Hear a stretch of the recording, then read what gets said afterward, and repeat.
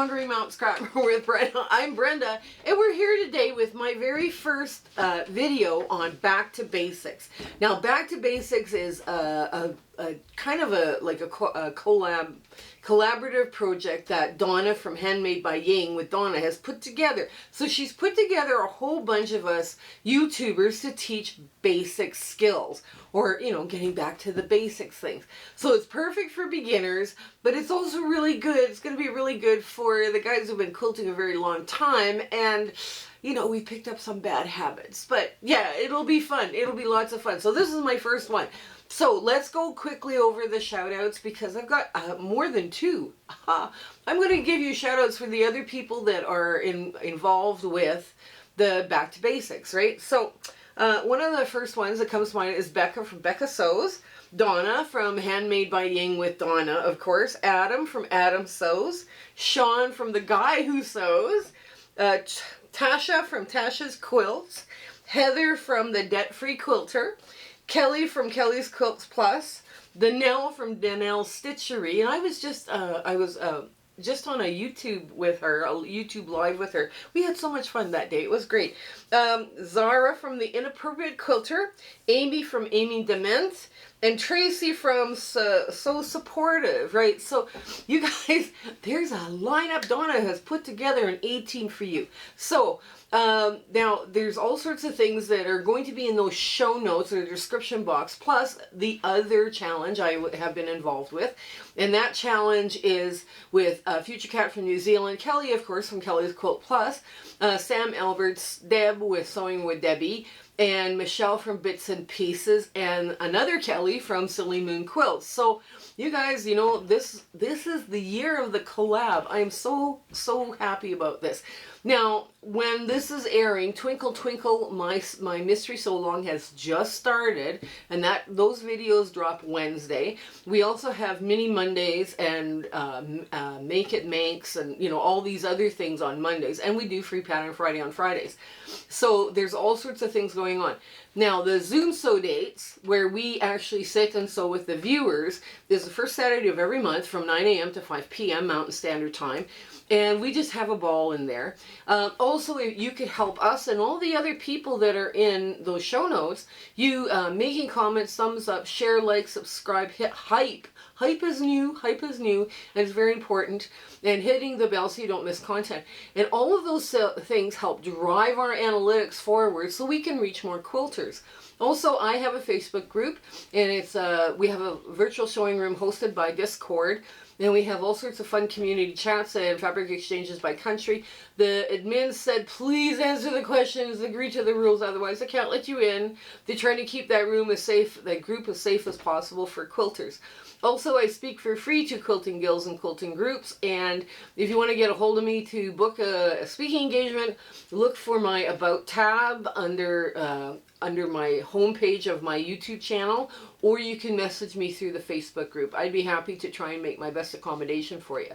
Also, if you guys have other shout outs that you want me to bring, again, email me with their link and their name, their first name, and then, you know, or you can message me on Facebook. We'll try our best to look for these people and find them, but I'm really lousy at searching. So if you could send me a link to their channel, that would be perfect. Yeah, that's it. I think that's it. That's all there is. So come on in. Let's get to the sewing of Square in a Square.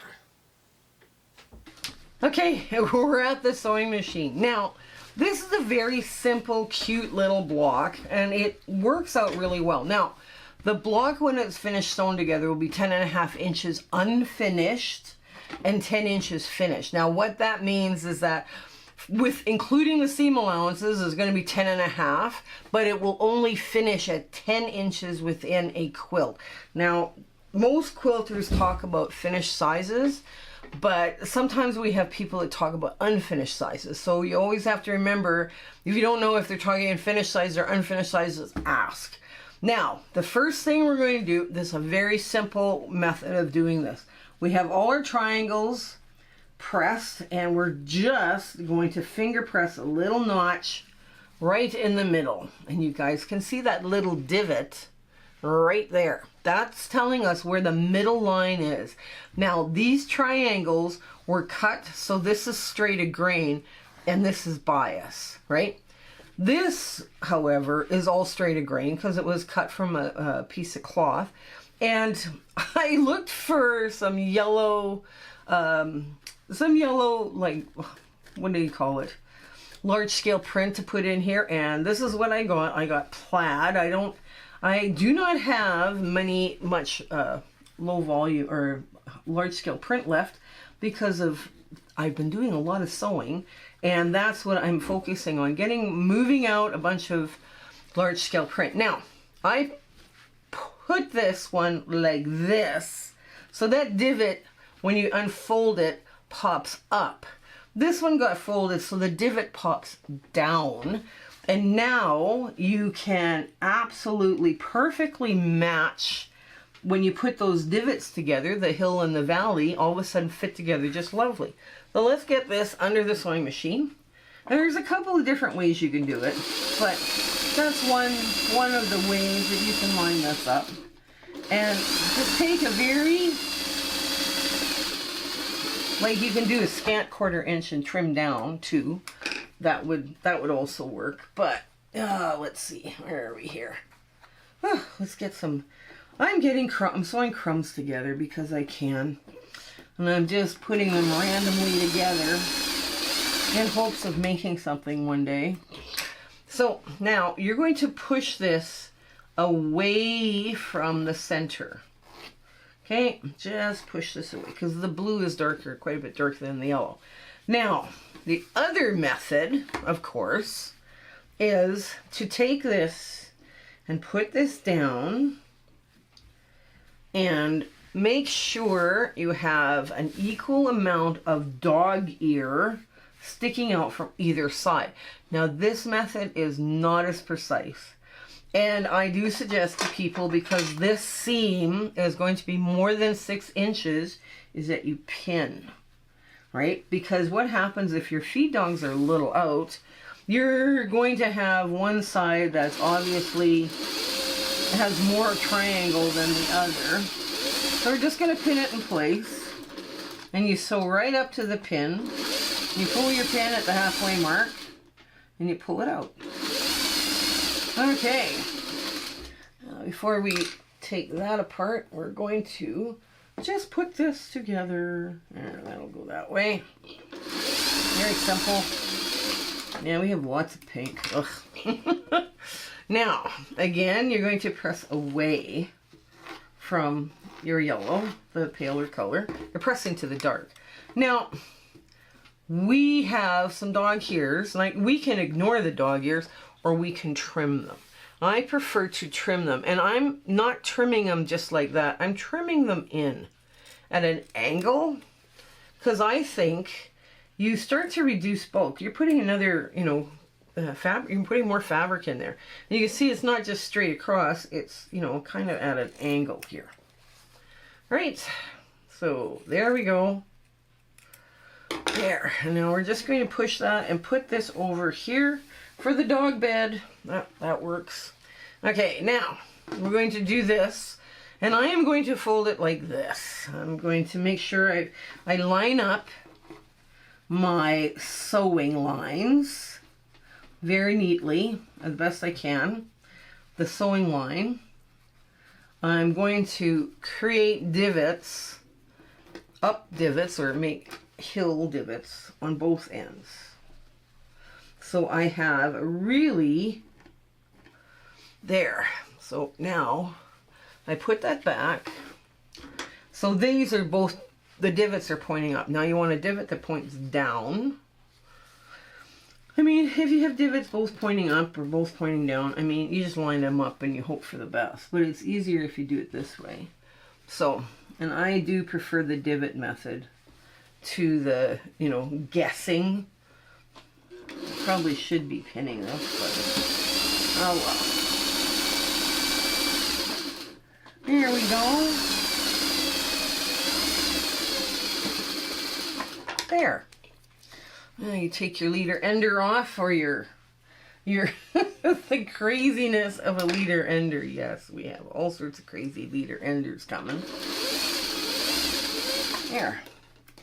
And again, you want to clip that edge at an angle so that you end up with the least amount of bulk, right where that seam is, and you press away. I'm just finger pressing because my nails can cut through drywall.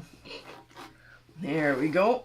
And we're a little scant on this side, but that's okay. You know, we can, once we start sewing all of this into a quilt, I understand Donna's going to take all these blocks and put them into a charity quilt or a giveaway quilt. I'm not sure if it's a giveaway quilt or a charity quilt, but she knows how to steer so that you end up with really good, you know, 1/4 inch points. There we go. Now if you want to pin, you can. That's actually, when you're starting out, pinning is actually not a bad idea. It's not frowned upon. The quilt police have no comment about pinning, or they shouldn't have any comments about pinning, because it's important sometimes to pin. There we go. And now we're going to trim off this edge, just like I say, in a sharper angle than a 90 degree. You know, you want to have that, reduce as much bulk as you can there. And you just finger press this forward, just like that. Just nice and neat. Now, there you're done. And it didn't take any time at all. Now, if you were doing a bunch of these, you could press, you know, like iron in all your little divots beforehand and making your piecing quicker and a little bit faster. But that would be up to you. Sometimes it's nice to slow stitch and move forward slowly so you have, you know, it becomes fun. And you can put wild colors together with this this layout. This square to square is, you know, people have used it for years for all sorts of fun stuff. But anyways, I do hope you give this one a try. It was really fun to come up with this very simple, easy, beginner-friendly block. Okay, you guys, I'll meet you. I'll give it a good press. I'll meet you at the ta-da moment. Okay, here's our cute little square in a square. Like I say, the centerpiece, you could have done an absolutely fabulous fussy cut of a real directional large-scale print. You know, you could have had fun with this one. I decided to do this one. I figured, okay, we had some fun with it. And I did find some colors that kind of worked. So we have a light and a medium, right? But which would read medium or dark and medium. But this one is kind of a light yellow. But anyways, I just thought this was kind of fun. Now, the other thing I didn't mention is when you're cutting those setting triangles here on the edge, make sure that they're all, not only are they not biased, these are all straight of grain, but if you're using a quasi stripe like this is right now, make sure your stripes at the end all go the same direction, because this was a lovely marbled batik, but it did have a quasi stripe, right? So that's what gives this block a little bit of unity when you're doing this. You could have put this block together totally scrappy. It would have looked perfect too. So keep that in mind. Anyways, I do hope you give this one a try. It was lots of fun to come up with this one for you. And I hope you learned something with this, okay? You guys take care and stay well until we meet again. All right, bye! My husband and I would like to thank you for all of your support and watching our videos and sharing and liking. It has just been, you've put us on such an amazing journey and we are having so much fun. I hope everything is going so well in your life and, you know, your 1/4 inch is perfect. Everything is working out for you. And we're just so happy to be part of your life and you having, like I say, you're watching us. I was just so thrilled that you're doing that. So I want to say goodbye and I want to thank you with all my heart. Okay? Take care. Bye.